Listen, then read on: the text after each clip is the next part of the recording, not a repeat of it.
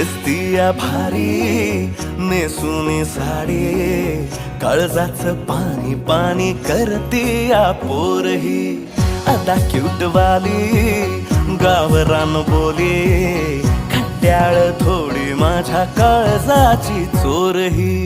थोडं माझ्या पिरामात पड तू ग बाई, खुळ्यागत झाला मन तुझ्याच पायी.